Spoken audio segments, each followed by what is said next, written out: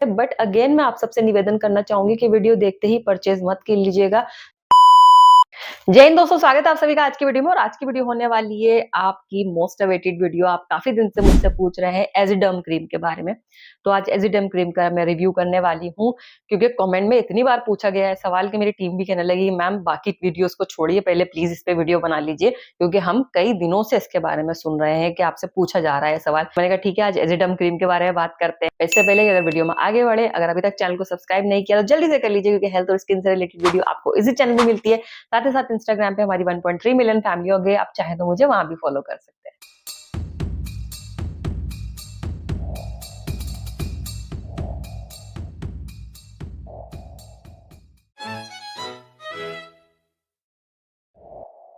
दोस्तों सबसे पहले बात करते हैं कि जो एजिडर्म क्रीम है इसको क्यों बनाया गया, किस बारे में काम आती है। तो सारी डिटेल मैं आपके साथ शेयर करूंगी कि किसको यूज करना चाहिए, किसको नहीं करना चाहिए, कब यूज करना चाहिए, किस कंडीशन में यूज करना चाहिए और इसके साइड इफेक्ट्स क्या क्या हैं। तो इस क्रीम का जो मेन इंग्रेडिएंट है वो है एजिलिक एसिड। आपने एजिलिक एसिड की काफी तारीफ सुनी होगी और डर्मेटोलॉजिस्ट इसकी तारीफ करते हुए नहीं थकते हैं। तो किस तरीके से पता चला कि एजिलिक एसिड किस तरह काम करता है। एक बीमारी होती है पिट्राइसिस वर्सिकलर। इसमें क्या होता है कि जो स्किन का कलर होता है वो कहीं कहीं पे जैसे बैक पे या चेस्ट पे इस तरह के पैचेस आने लगते हैं, जहाँ पे स्किन पे थोड़ा लाइट तरह के पैचेस आने लगते हैं। तो जब ये बीमारी हुई थी तो काफी सारे जाहिर सी बात है, अब बीमारी है और नई है तो उस पर रिसर्च होना और साइंटिस्ट का रिसर्च करना तो बनता ही है। तो रिसर्च में ये पता चला था कि एक फंगस से जो एक एसिड बना रही है जिसको कहा जाता है एजिलिक एसिड। एजिलिक एसिड क्या करता है कि हमारी स्किन में जो पिगमेंट बनता है जिसको मेलानिन कहा जाता है, जिसकी वजह से हमारी स्किन का कलर होता है या तो बहुत डार्क या बहुत लाइट, तो ये उस मेलानिन को कम करना यानी रिड्यूस करना शुरू कर देता है, जिसकी वजह से या तो चेस्ट पे या कमर पे इस तरह के पैचेस आने शुरू हो गए थे। तो ऐसा कहा जाता है कि जब कुछ बुरा होता है उसमें कुछ कई बार अच्छा भी छुपा हुआ होता है। तो जब साइंटिस्ट ने और डॉक्टर्स ने इस बारे में पूरी रिसर्च करनी शुरू करी तो उन्होंने देखा कि स्किन कलर को काफी हद तक लाइट कर रहा है।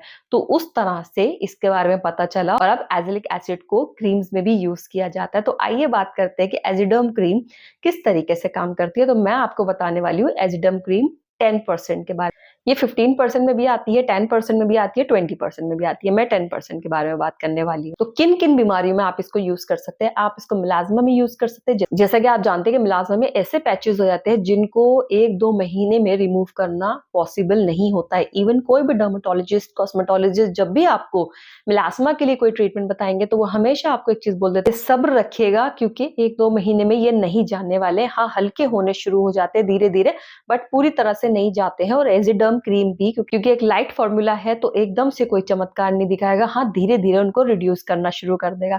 उसके अलावा आप इसको यूज कर सकते हैं PIH में। PIH means post inflammatory hyperpigmentation. ये क्या होती है? मान लीजिए आपके कभी कोई चोट लगी और उसको सही होने के बाद उसका निशान रह गया। मच्छर ने आपको काटा, आपने खुजा लिया, वहां पे आपने निशान बना दिया, लेकिन वो ठीक तो हो गया बट निशान रह गया। उसके अलावा बहुत सारी चीजें जैसे एक्नी होते हैं और एक्नी के बाद वो निशान रह जाते हैं। मैं गड्ढों की बात नहीं कर रही, निशानों की बात कर रही। तो उसमें आप एजिडर्म क्रीम को यूज कर सकते हैं। एक और कंडीशन होती है जिसको कहा जाता है रोजेशिया।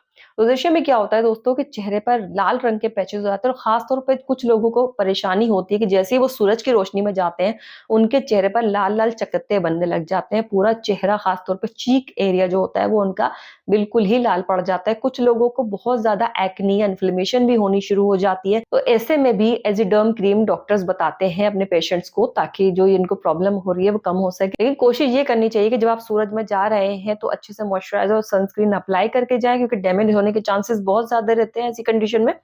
साथ ही साथ अब अपने स्किन केयर में बहुत अच्छे से ध्यान रखें कि आप क्या क्या इंटेक कर रहे हैं और क्या क्या सावधानियां आप बरत रहे हैं। अपने डॉक्टर की सलाह लीजिए, वो भी आपको अच्छे से सारी चीजें समझाएंगे।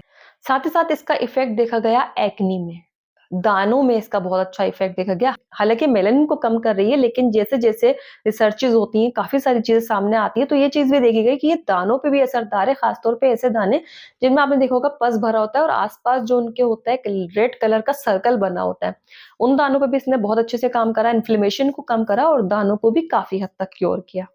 अब बात करते हैं इसके साइड इफेक्ट्स के बारे में। दोस्तों वैसे तो एजिलिक एसिड बहुत ही माइल्ड है और बहुत सारे लोगों पे इसके कोई भी साइड इफेक्ट देखने को नहीं मिले, लेकिन कुछ भी हो सकता है कि कोई भी एसिड जो है किसी को नुकसान पहुंचा सकता है। तो इसके जो साइड इफेक्ट्स होते हैं, कई बार इरिटेशन, रेडनेस या ऐसी कोई इचिंग होनी शुरू हो जाती है।